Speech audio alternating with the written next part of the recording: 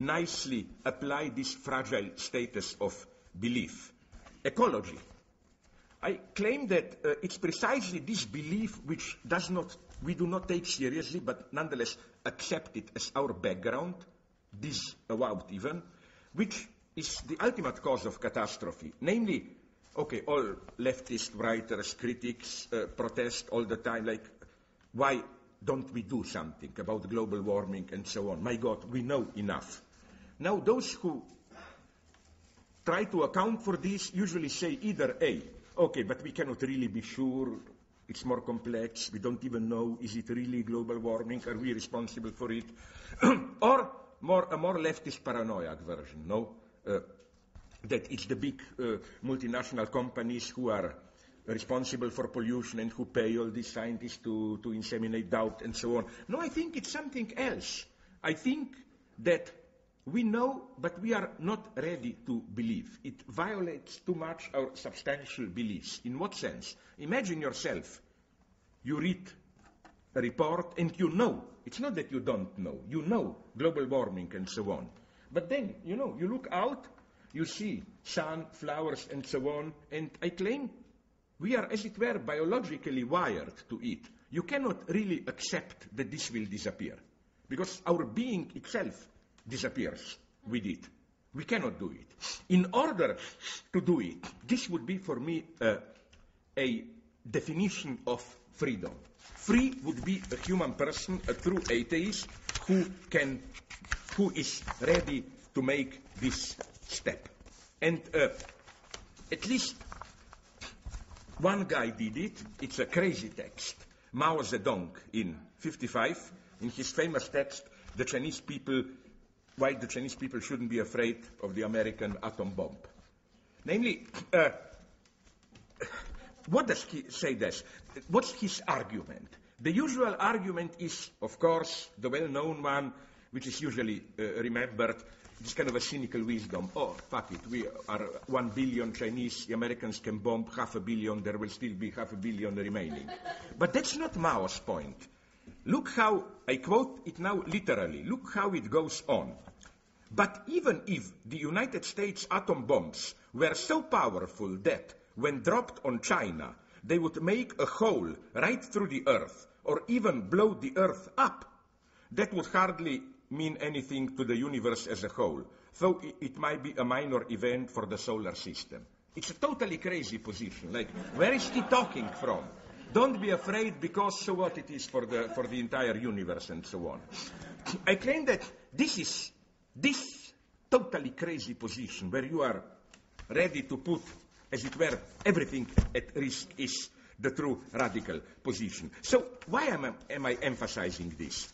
Because, the usual story that we hear, which is what is ultimately responsible for global warming and so on, for our ecological deadlocks, is the kind of technological alienation. The story goes usually like this. We, at least in the West, are so bent towards, directed on technological exploitation, scientific technological universe, that we tend to forget that the ultimate, most radical dimension and foundation of our being is this embeddedness in a certain life world. This is, for example, most clearly developed with that California Heideggerian Hubert Dreyfus, in his interpretation, reading of Sein und Zeit, being in the world. The idea being, we should never forget that all these dreams of computer language and so on, artificial intelligence, forget something, how our mind is not just brain in the what, it works as in interaction, as embedded in a certain life world, irreducibly linked to that one. It's a position mind engaged in the world. We cannot abstract from it.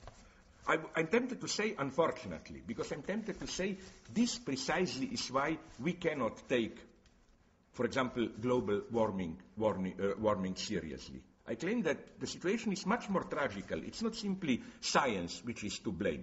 In order to truly confront global warming, we have really to, as it were, cut off the links, or somehow at least rationally problematize. It's our most, if you want, organic embeddedness. We should do something which is maybe impossible to do, that my preferred theologist Chesterton proposed.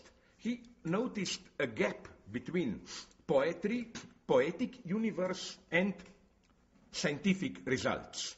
Like how, even if scientifically we know something to be not true, our poetry remains at the level of naive perception. Like, we know today that there is really no sunset.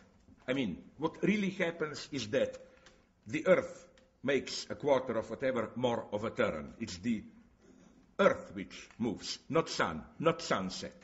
But still, we use that in a poetry. And then Chesterton had a wonderful idea that the true task of poets today is to try and develop poetry at the level of this scientific result, so that he uses this simple, but I like it, example that a true love letter should be not, oh my darling, let's meet at sunset, but oh my darling, let's meet at the last quarter of the turn of the earth, or something like this. You know, to change, that would be, this, I claim, is needed.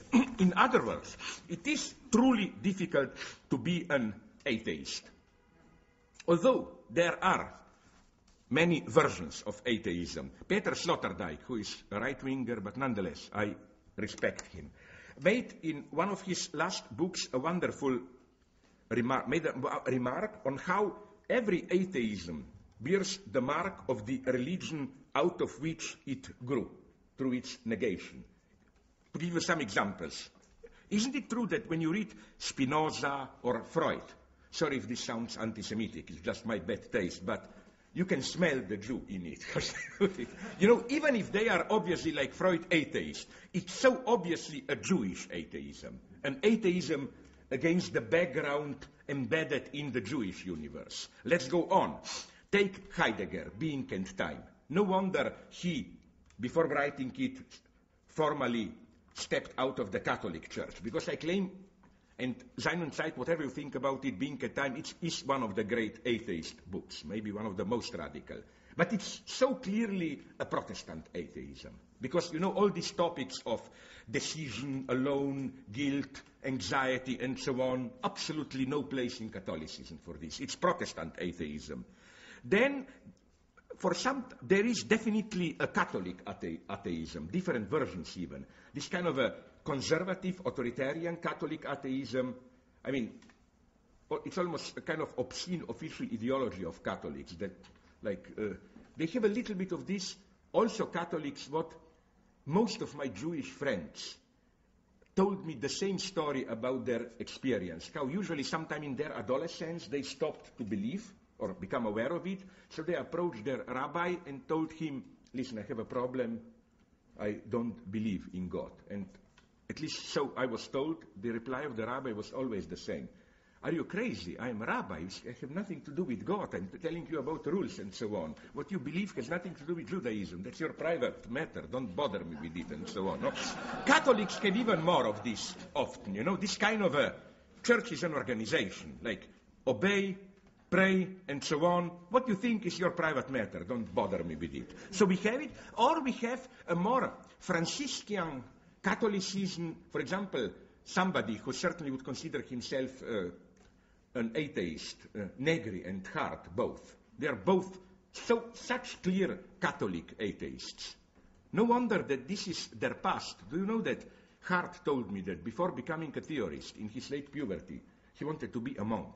But not just this jokish dream. He did already the appropriate things and so on. Even Islam, they have a long tradition, very nice, I was now told, of their own atheism. They even have a very nice word for atheists, something like, if you literally translate it, those who believe in nothing.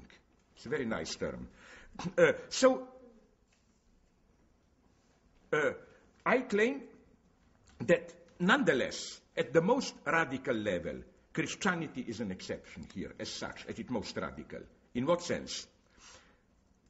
In all other religions, as Chesterton pointed out, in all other religions, people also there are atheists, people who do not believe in God. Only in Christianity, that's Chesterton's beautiful reading, God himself, of course, he refers to Christ at the cross, Father, why have you abandoned me? God himself for a moment becomes atheist.